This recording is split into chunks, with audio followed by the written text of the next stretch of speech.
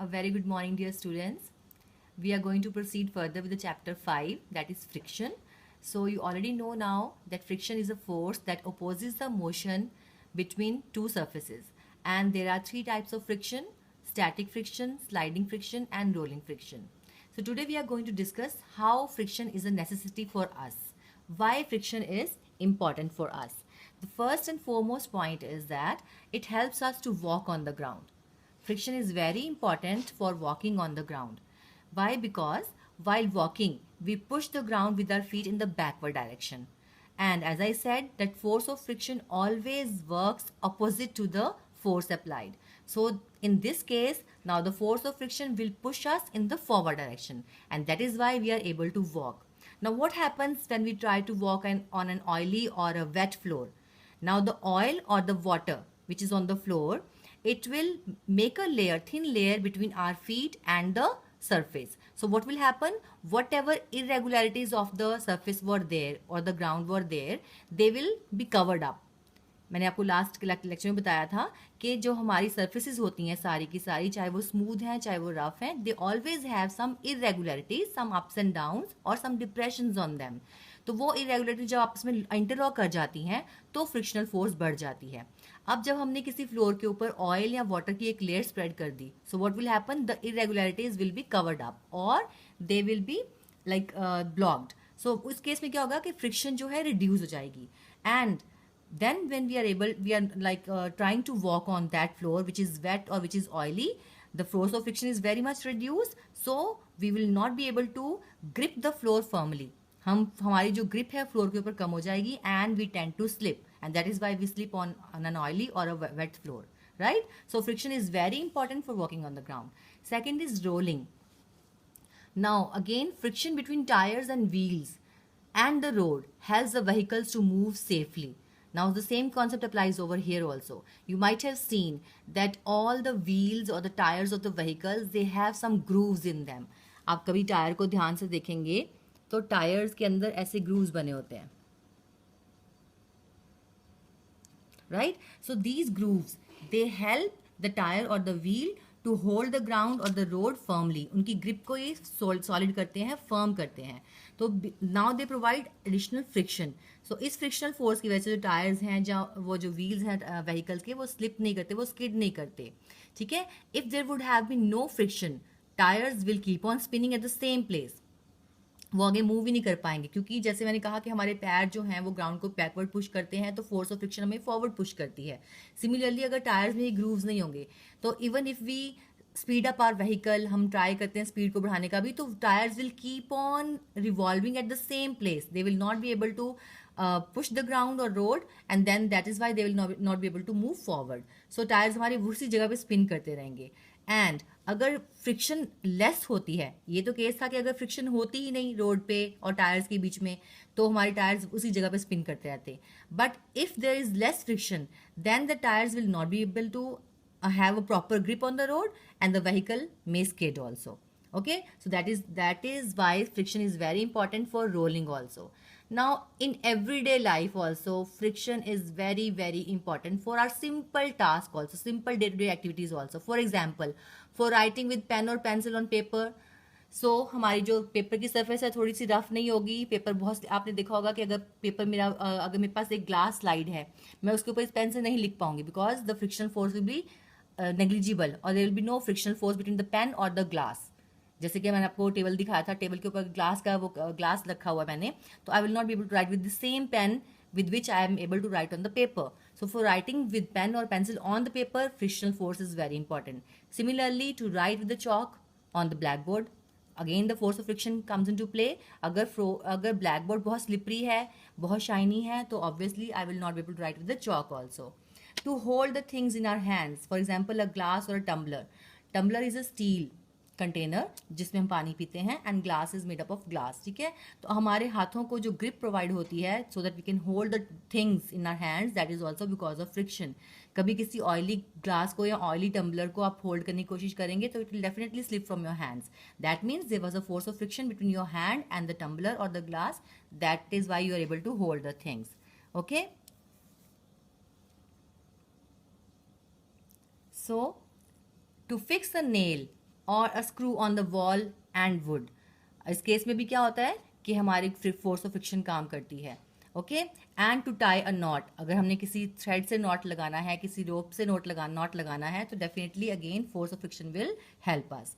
And to light a match stick, ये तो अपने घर में भी कॉमनली फील देखा होगा कि whenever you try to light a match stick, so it is the force of friction basically that comes into play and that helps us to light a matchstick. Okay, now these are the three important places where force of friction is a necessity for us. अगर force of friction इतनी important है तो obviously हमें इसको बढ़ाना चाहिए, है ना। इन केसेस में हम फोर्स ऑफ फ्रिक्शन को कम करेंगे तो डेफिनेटली हमारे जो वर्क है सफ़र करेंगे, हमारे प्रॉपर एक्टिविटीज़ नहीं हो पाएंगी। तो how we can increase the friction और what are the ways to increase the friction? Friction can be increase by increasing the roughness of the surface. सबसे इंपॉर्टेंट पॉइंट है कि हम फ्रिक्शन को इंक्रीज कैसे करते हैं। किसी भी सरफेस की अगर रफनेस को बढ़ा देंगे तो force of friction definitely increase हो जाएगा। अब उस सरफेस की रफनेस को कैसे इंक्रीज करना है? There are different ways. जैसे मैंने पहले बताया कि tyres of vehicles have treads on them. जितने भी हमारे व्हीकल्स हैं उनके पास ग्रूव्स होती हैं, ट्रेड्स होते हैं, जिसकी वजह से they can hold the road और the ground firmly and these treads they help to increase friction. Okay, then similarly soles of shoes are grooved to increase the grip. जितने हमारे स्पोर्ट्स शूज़ होते हैं या सिंपल शूज़ भी होते हैं, slippers भी होते हैं, उनमें भी छोटे छोटे ग्रूव्स होते हैं, लाइन्स होती हैं, that help us to increase the grip. That is also to increase the friction. Sports shoes have spikes on them on their soles for the better grip. Sports shoes भी आपने देखे होंगे, आपने studs देखे होंगे football वाले, तो उसमें भी आपने देखा होगा कि स्पाइक्स बने होते हैं उनमें, ताकि वो ग्राउंड में अच्छे से धस जाएं और अपनी ग्रिप को सॉलिड करें so that you can play much better. Then you might have observed during the games also that kabaddi players rub their hands with soil for a better grip on the other player. तो kabaddi players हमेशा जब कबड्डी खेलने से पहले, क्योंकि उनकी body में sweating हो रही है, when they are playing the body is sweating and body is becoming slippery because of sweat और water on the body, but that is why they have to use some sand or soil on their hands so that when they go for playing kabaddi they can have a better grip on the other player. Similarly, gymnasts apply some coarse substance or chalk powder on their hands for better grip. और जो gymnastics करते हैं, जो gymnast होते हैं, वो भी अपने हाथों को पहले किसी कोर्स सब्सटेंस से, कोई rough substance, course means rough substance से अपने हाथों को रब करते हैं या फिर चॉक पाउडर यूज़ करते हैं ताकि वो अपने जो इंस्ट्रूमेंट्स हैं उनको मजबूती के साथ पकड़ सकें for a better grip. Okay, so these are different ways by which we can increase friction. And why do we need to increase friction? Because friction is a necessity or it is very important in our lives. Now let's see how friction is an evil or nuisance. Okay, friction हमारे लिए important है, no doubt, but sometimes friction is not very useful. It is harmful also. How it is harmful? Now let's discuss. First of all, friction consumes a lot of energy available for useful work. क्योंकि friction हमेशा हमारे relative motion को oppose करती है. जैसे मैंने आपको कल एक्सपेरिमेंट में दिखाया था कि स्लाइडिंग अगर मुझे स्टार्ट करनी है तो मुझे पहले स्टैटिक फ्रिक्शन को ओवरकम करना पड़ेगा, ठीक है ना. अगर स्टैटिक फ्रिक्शन है तो वो मेरी ऑब्जेक्ट को मूव नहीं करने दे रही, मुझे फोर्स अप्लाई करना पड़ा. स्लोली एंड ग्रेजुअली मुझे अपने फोर्स को इंक्रीज करना पड़ा. तो जो फोर्स मैंने पहले अप्लाई किया था उसी से स्लाइडिंग अगर हो जाती तो मुझे इतना फोर्स नहीं लगाना पड़ता, मेरी एनर्जी वेस्ट नहीं होती जो मैं किसी और काम में लगा सकती थी. But because of static friction I had to waste a lot of energy to overcome that static friction, and then I could start my sliding of the object. So friction opposes relative motion between two objects, so energy is wasted to move an object in overcoming the friction. So that's the very first point. Then second is, because of friction all the moving parts of machine they had to suffer wear and tear. जितनी machines move करती हैं, जितने machines के moving parts होते हैं, when they keep on rubbing with each other, तो उनका wear and tear होता है, ठीक है. तो आपने कभी ये भी देखा होगा कि आपके जो शूज़ पुराने हो गए हैं या घर में कोई स्लीपर्स पुराने हो गए तो उनके जो नीचे वाले जो उनके सोल्स पे ग्रूव्स थे वो घिस जाते हैं, and that is why those shoes और स्लीपर्स बिकम स्लिपरी. तो दैट मीन्स कि फ्रिक्शन की वजह से वो चीज़ों की वेयर एंड टेयर हुई, आपके सोल्स शूज़ के भी घिस गए, उनकी वेयर एंड टेयर हो गई, ठीक है. तो this is because friction causes wear and tear of moving parts. So friction wears out the surfaces rubbing against each other. जो भी surface आपस में rub करेंगी उनकी wear and tear हो जाएगी. That is why machine parts और tires of the vehicles need to be changed frequently. इसलिए हमें कभी मशीन के पार्ट्स चेंज करने पड़ते हैं, कभी अपने जो व्हीकल्स के हमारे जो टायर्स होते हैं टायर्स भी चेंज करते हैं ना. टायर नंगा हो गया, ये वाला वर्ड बहुत कॉमनली यूज करते हैं your drivers also. Why? Because the grooves on the tyres they were damaged or they got spoiled or they became flat. That is why the tires were not having proper grip on the road or they might have the chances of skidding also. तो इसलिए vehicles के जो tires उनको change करना पड़ता है frequently. Then third point is a large amount of energy gets wasted as heat. जब भी दो चीज़ें आपस में रब करती हैं तो हीट एनर्जी प्रोड्यूस होती है. This you can easily understand like in winters your teachers or your mother might have told you to rub your hands to get warmth. आपके हाथ बहुत ठंडे हो जाते हैं तो आपको बोला जाता है कि अपने हाथों को जोर जोर से रब करो. तो जैसे अपने हाथों का रब करना शुरू करते हो your hands get warm हो जाते हैं ना, because on like during friction और during rubbing of the hands with each other heat energy was produce. This same thing happens when two machine parts also rub against each other. तो heat energy produce होती है. अब वो कभी कभी जो machines बड़ी बड़ी मशीन्स काम कर रही हैं उनके जो पार्ट्स आपस में इतना रब करते हैं कि बहुत सारी हीट एनर्जी प्रोड्यूस होती है जिसकी वजह से वो मशीन के पार्ट्स ही डैमेज हो सकते हैं. And that energy is also wasted. It's not useful for us because it's getting wasted also, and it can damage the parts of the machine also. So that is why we say that friction is an evil or it's a nuisance also for us for sometimes. So if the friction is an evil, अगर friction इतनी harmful हो जाती है हमारे लिए किसी किसी condition में, तो उस condition में हमें friction को कम करना पड़ेगा. So what are the methods of decreasing friction? हम अपनी friction को decrease कैसे कर सकते हैं? Let's see. There are again 3 different ways: by polishing the surfaces, by using some lubricants, and by using ball bearings. Okay, so first let's discuss this polishing. Polishing से क्या होता है कि जो surface की roughness है वो reduce हो जाती है, जिसकी वजह से हमारी जो friction है वो भी reduce हो जाती है. ठीक है, अगर कोई surface बहुत rough है, आपके अपने घर में एक वॉल बनाई उसके सीमेंट करा हुआ था, ठीक है, अब सीमेंटेड वॉल को अगर आप हाथ लगाएंगे the texture will be very rough. Okay, but when you polish it, when you paint it, अब जब उसको वाइट वॉश करवाते हो तो the same rough surface becomes very smooth. So that means किसी चीज़ को अगर पॉलिश कर देते हैं हम तो उसकी जो स्मूथनेस है इंक्रीज हो जाती है या उसकी रफनेस जो डिक्रीज हो जाती है. तो हमने डिक्रीज फ्रिक्शन कैसे करनी है? By decreasing the roughness of the surface. How we had increased the friction in the previous topic? We had increased the friction by increasing the roughness. So similarly, we can decrease the friction by decreasing the roughness of the surface. Sometimes what happens, rubbing sandpaper also reduces roughness or unevenness of the surface. कभी कभी हम किसी metal की rod को अगर उसको जंग लगा हुआ तो हम उसके ऊपर सैंड पेपर से रब कर देते हैं. तो व्हाट हैपन्स, वो उसका जो जंग था, वो जो बना हुआ था उसका ब्राउन जो उसकी कवरिंग आ गई थी वो रिमूव हो जाती है and then the rod also become smooth. So हम सैंड पेपर रब करके भी किसी सरफेस की रफनेस को डिक्रीज कर सकते हैं. Now by using lubricants. What are lubricants? Lubricants are the substances that help to reduce friction. Now there are 3 kinds of lubricants. They can be liquid also, for example oils. They can be semi-liquid, for example grease, and they can be solid also, for example talcum powder. Now oils. Machine, आपके घर में sewing machine हो सकती है. Your grandmother might be using sewing machine sometimes. So in that sewing machine what happens? Sometimes she puts some oil. जब regularly हम machine को use करते रहते हैं तो उसके पार्ट्स रफ हो जाते हैं या उनकी वेयर एंड टेयर होनी शुरू हो जाती है. तो by oiling the machine parts the smoothness again is restored. Okay, so उसकी रफनेस डिक्रीज हो जाती है और उसकी स्मूथनेस इंक्रीज हो जाती है. कभी कभी हमारा कोई डोर है जो प्रॉपरली वर्क नहीं कर रहा, उसकी बहुत आवाज़ आ रही है, उसके जो हिंजेस हैं वो जाम हो जाते हैं, तो हम उस पर ऑयलिंग करते हैं. Again we put some oil and then the door hinges start working smoothly. Okay, so that means here the oil is working as a lubricant and it's a kind of liquid lubricant. Then semi liquid में क्या होता है? grease. machines के part से basically use करते हैं. आपके bicycle की जो चेन होती है उसमें when you go for repairing your getting your bicycle repaired, they apply some black substance, black grease substance, that is grease actually. So when they apply the grease on the chain of the bicycle or some machine parts, again the roughness of the surface is decreased and the machine parts of the bicycle starts working smoothly. Okay, then third kind is solids. For example talcum powder, I said by sprinkling talcum powder the friction between the board and the striker is reduced. In case of carrom board आपने घर में बहुत खेला होगा तो आपने powder बहुत use किया होगा, नेवर नोइंग द पाउडर हम क्यों डाल रहे हैं. It is basically to decrease friction so that the striker can move smoothly on the board. So that means talcum powder is acting as a lubricant here and it's a kind of solid lubricant. Okay, now third is ball bearings. ये हमारे machine parts में use होते हैं. Like sometimes we have machine parts like this. कोई machine का part है, अब दोनों पार्ट आपस में रब करेंगे, सरफेस एरिया कॉन्टैक्ट ज़्यादा होगा तो वेयर एंड टेयर ज़्यादा होगी, तो उनके अंदर छोटे छोटे हमने मेटल के बॉल्स रखे होते हैं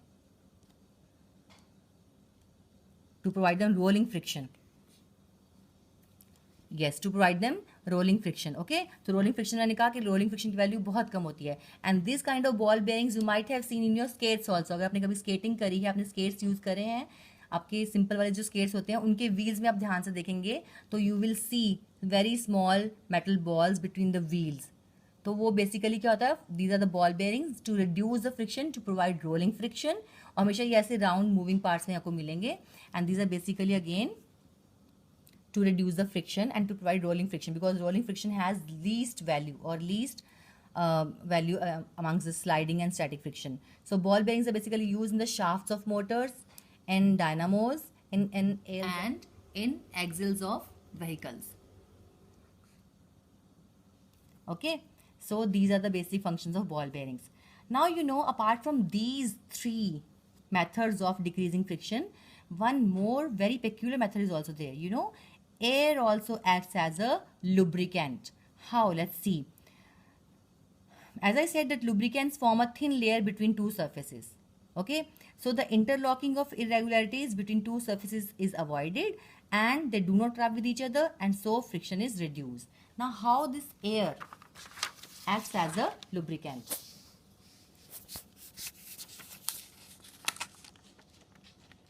Compressed and purified air acts as a lubricant. It provides an elastic cushion between moving parts and reduces friction. अगर हमने कभी स्विमिंग करी है तो we might have seen that these tube like structures that we hold while swimming. ठीक है, उसके अंदर एयर भरी होती है. तो एयर का काम क्या है, इलास्टिक कुशन प्रोवाइड करती है, एक बॉइंट फोर्स प्रोवाइड करती है, जिसकी वजह से हम सरफेस के कॉन्टैक्ट में ज़्यादा नहीं आते. और जब सरफेस से हमारा कॉन्टैक्ट कम हो जाता है तो obviously we feel very less friction. And secondly, it prevents dust and dirt from collecting on the moving parts. अगर मूविंग पार्ट्स के बीच में एयर भरी जाएगी हो रही होगी, okay, if these are the two parts of a machine and they are moving, but air is not letting them rub with each other. So this air is providing an elastic cushion between the parts, and that is why it is reducing friction also. And moreover, because air is compressed, and that is why it is not letting any dust or dirt also coming between the moving parts, so the machine parts are protected from the dust and dirt also. For example, the best example of air as a lubricant is in hovercrafts. Hovercrafts use air as a lubricant. उनके पास ऐसे ही air cushion से भरे हुए नीचे wheels होते हैं, base होता है उनका, जिसकी वजह से वो स्मूथली पानी में भी चल सकते हैं और ग्राउंड पे भी चल सकते हैं. So this is the common example of hovercraft where the air is use as a lubricant. So this was all about the friction. We had talked about static, sliding, rolling friction, but everywhere the surfaces were solid only. And now we are going to discuss fluid friction. Now what is the fluid? Yes, very good. Fluid is anything that can flow. And we had discussed that there are basically liquids and gases. So fluids also exert force of friction on the objects moving through them.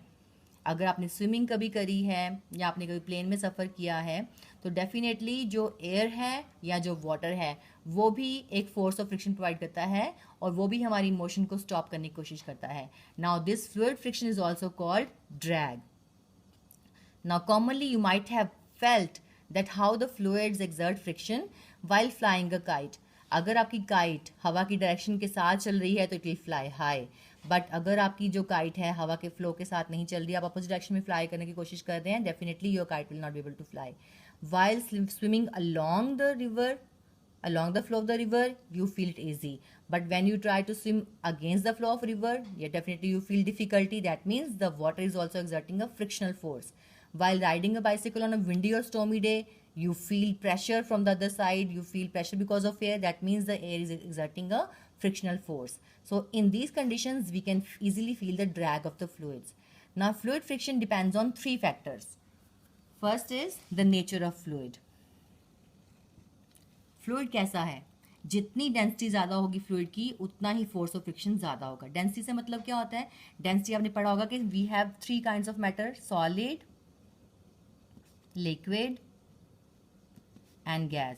ठीक है, आपने ये भी पढ़ा कि solids में, liquids में, gases में क्या फ़र्क है, इनके particles they are very closely bound, very closely packed particles. In liquids the particles are little far from each other, and gases the particles are very far from each other. Okay, so this is the basic difference. अब density से मतलब है कि एक particular अगर हम volume लेते हैं, सपोज एक छोटा सा कंटेनर है, उसके अंदर कितने टाइटली पैक्ड पार्टिकल्स हैं। ओके, सो जितने टाइटली पैक्ड पार्टिकल्स होंगे उसका मतलब है उतना ही फोर्स ऑफ फ्रिक्शन, वो नंबर ऑफ पार्टिकल ज़्यादा होंगे तो उतना ही फोर्स ऑफ फ्रिक्शन वो एक्सर्ट करेगा। The more the density of fluid, the more the force of friction. Second factor is the shape of moving object. अब शेप से हमारा बेसिकली मतलब है कि एरिया ऑफ कॉन्टैक्ट कितना प्रोवाइड कर रहा है। जैसे मैंने कहा कि जितना एरिया ऑफ कॉन्टैक्ट ज़्यादा होगा उतना ही उसको फ्रिक्शनल फोर्स ज़्यादा एक्सर्ट करी मिलेगी, ठीक है ना। जितना हम एरिया ऑफ कॉन्टैक्ट रिड्यूस कर देंगे उतना ही फोर्स ऑफ फ्रिक्शन भी कम हो जाएगी। The lesser the area of contact, the lesser is the fluid friction. And third important factor on which the fluid friction depends is the speed of the moving object with respect to the fluid. हम किसी fluid में कितनी speed से चल रहे हैं, जितना हम स्पीड बढ़ाएंगे उतना ही फ्लूइड भी हमें इक्वल एंड अपोजिट डायरेक्शन में फ्रिक्शनल फोर्स एक्सर्ट करेगा, क्योंकि frictional force always acts opposite to the relative motion between the objects और द सर्फेसेस। तो जितनी हमारी स्पीड बढ़ेगी उतना ही फोर्स ऑफ फ्रिक्शन भी बढ़ जाएगी, ठीक है। अब हमें अगर इतने सारे फैक्टर्स हैं, nature of the fluids, shape of the moving object, speed of the moving object, तो ये फैक्टर्स पे फ्लूइड फ्रिक्शन डिपेंड करती है। तो that means it will be very difficult for us to move in the air और move in the water. Then how do the swimmers manage, how do the boatmen or the ship captains manage, and how do the captains of aeroplane manage to fly their aeroplanes in the air? So that means there must be some way of reducing the fluid friction. Okay, so what is the way? तो fluid friction को reduce करने के लिए एक special shape दी जाती है to our sports vehicles also और to some other vehicles also, जिसे हम कहते हैं स्ट्रीम लाइन शेप, ठीक है। आपने देखा होगा कि जो फिश की बॉडी की शेप है it is also along a symmetrical line. Okay, अगर हम देखें तो इस लाइन के साथ चलती जा रही है इसकी बॉडी। अगर हम बोट को देखते हैं तो boat also has a stream line. Okay, if we see the aeroplane it also has a stream line. And aeroplane की इंस्पिरेशन कहाँ से आई? बर्ड से आई। बर्ड की एक स्ट्रीम लाइन बॉडी है। सबका जो एरिया ऑफ कॉन्टैक्ट है वो अगर आप सबकी देखेंगे स्ट्रक्चर्स को या शेप्स को, तो सबका स्टार्टिंग वाला जो फेस है वो नैरो है। Body is narrow in the beginning, narrow at the end, और बीच में ही उसको विड्थ मिलती है। In every diagram you can see. So this kind of shape is called stream line shape. Special shape is given. अब stream line shape देने से क्या होता है? क्या होता है कि when the air flows over the surfaces, तो every particle, every air particle passes the particular point with the same speed and the same direction, and this flow is called streamline flow. Let's try to understand with this picture. Aeroplane की जो streamline body है, streamline body you understand, the special shape given to the vehicles. अब यहाँ पे air है, aeroplane को air में fly करना है, ठीक है। This same condition you can consider for the boat also, कि suppose there is a boat and boat has to go in water and there is water all over, ठीक है। अब सारे पार्टिकल्स, क्योंकि स्पीड बहुत ज़्यादा है व्हीकल की, सारे के सारे एयर के पार्टिकल उतनी ही स्पीड से उतने ही फोर्स ऑफ फ्रिक्शन प्रोवाइड करेंगे एरोप्लेन को। That means the aeroplane will not be able to fly. But because of this shape, ये सारे जो इनडिसिप्लिन पार्टिकल्स हैं हमारे, ये सारी डिसिप्लिन में नहीं है, ये अटैकिंग स्पीड में है, ये फोर्स ऑफ फ्रिक्शन प्रोवाइड करने वाले हैं क्योंकि हमारा एरोप्लेन बहुत स्पीड से जा रहा है। तो अब इसकी स्ट्रीम लाइन शेप जो क्या करेगी कि it will make these particles discipline. जो भी पार्टिकल इसकी स्ट्रीम लाइन शेप के साथ आएगा कॉन्टैक्ट में, वो एकदम एक नेचुरल फ्लो में बहना शुरू कर देगा, ठीक है ना। So that they exert less friction on the vehicle. Suppose for example there are two taps. अब मैं आपको टैप से भी इसको कंसर्न दिखाती हूँ, ठीक है।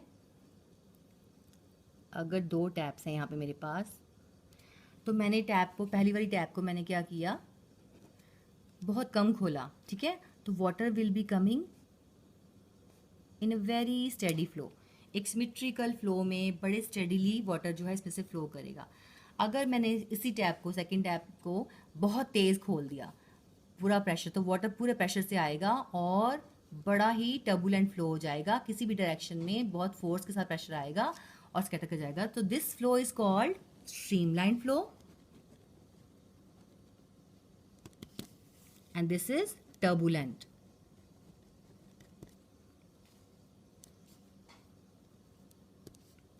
ठीक है। अब स्ट्रीमलाइन का मतलब है कि सारे के सारे पार्टिकल अगर मैं इस पॉइंट को देखूं, यहाँ पे एक मैं पॉइंट मेजर करूँ, मुझे इस पॉइंट पे देखना है कि सारा पानी कैसे फ्लो कर रहा है। तो पानी के जो फ्लो है वो इस पॉइंट पे आएगा और बिल्कुल सेम, अगर पार्टिकल ए बी सी आ रहे हैं तो पार्टिकल पहले ए आएगा, फिर इसके पीछे पीछे पहले ए आएगा, फिर बी आएगा, फिर सी आएगा, फिर नीचे भी ए बी सी, इसी सीक्वेंस में पार्टिकल जो है वो चलते जाएंगे। पहले ए बी सी, फिर ए बी सी, फिर ए बी सी, इस कंडीशन से स्टडी फ्लो के साथ चलते जाएंगे। ठीक है, लेकिन टर्बुलेंट में क्या हुआ कि प्रेशर बहुत ज़्यादा था, तो वाटर जो है उसका फ्लो स्ट्रीमलाइन नहीं रहा और वो बिल्कुल टर्बुलेंट हो गया। Now this is what going to happen here when the plane is flying in the sky. The air particles which will come in this contact, in this streamline shape contact, so they will be directed in a streamline flow, ताकि वो turbulent नहीं हो और हमारे plane को ज़्यादा frictional force face नहीं करनी पड़े। तो उनको पार्टिकल्स को ऑटोमेटिकली उनकी शेप के कॉन्टैक्ट में आते ही एक स्ट्रीमलाइन फ्लो मिल जाएगा। तो पार्टिकल बड़े डिसिप्लिन तरीके से एक बड़े सिमेट्रिकल स्ट्रीमलाइन फ्लो में चलते जाएंगे and they will cross the plane. So in other words, Hindi में अगर बोलें तो ये जो प्लेन है ये हवा के पार्टिकल्स को चीरता हुआ निकल जाएगा। ठीक है ना, तो एक शार्प एज के साथ चीरता हुआ निकल जाएगा। तो दूसरी भाषा में कहेंगे तो हम कहेंगे कि स्ट्रीमलाइन फ्लो मिल गया एयर पार्टिकल्स को, इसकी स्ट्रीमलाइन बॉडी के कांटेक्ट में आते ही वो स्ट्रीमलाइन चैनलाइज हो गए, वो प्रॉपर डिसिप्लिन तरीके से वो फ्लो करना शुरू करते हैं और हमारे प्लेन को कोई हार्म नहीं होता है, उसको फ्रिक्शन फोर्स फेस नहीं करनी पड़ती है। Okay, so minimum frictional force उसको फेस करनी पड़ेगी। तो force of friction will be reduce to minimum. Okay, so let's do some activities now to understand the. So as I said that the fluid friction depends on the shape of the body or the area of contact. अब यहाँ पे आप देख रहे हैं कि I have a plain paper which is having a wider area, okay, and this is a crushed paper, okay, which is having a very less area. So when I try to throw these papers together, so let's see what goes first. Got it? So that means that the area of surface was more in this paper. Area of surface was very big in this case, in this paper. So it had to face a lot of friction. So friction की जो force थी जो इसको face करनी पड़ी वो बहुत ज़्यादा थी क्योंकि इसका area of contact ज़्यादा था, right? और उस crush paper के केस में क्या था कि area of contact बहुत कम था और उसको force of friction भी उतनी ही कम face करनी पड़ी, इसलिए वो जल्दी से ground पे पहुँच गया। Yes students, what am I holding in my hands? Yes, got it right. Aeroplanes, paper aeroplanes. आपने बहुत बनाए होंगे, बहुत उड़ाए होंगे. So today we are going to discuss about the streamlined shape with these aeroplanes. So I have two aeroplanes in my hand. One is a little broader and one is proper streamline or narrow. Okay, narrower aeroplane. So let's try to fly these and let's see which one goes faster. So I'll try with the broader one first. Let's see how far it goes. Did you see that? It has gone till here only. Now let's try with the streamlined aeroplane, the longer one. Oh my God, it has gone till the end. Okay, so what do we get from here? That the more the streamlined body, the more is the speed. It like reduces the friction. इसकी friction जो थी reduce हो गई और इसकी speed उतनी ही बढ़ गई क्योंकि ये हवा को चीरता हुआ निकल गया इसकी स्ट्रीमलाइन बॉडी की शेप की वजह से। ओके, और जो दूसरा वाला था जिसका एरिया ऑफ कॉन्टैक्ट ज्यादा हो गया था, प्रॉपर स्ट्रीमलाइन शेप उसकी नहीं थी, that is why it had to face more force of friction from air and it could not go very far, right?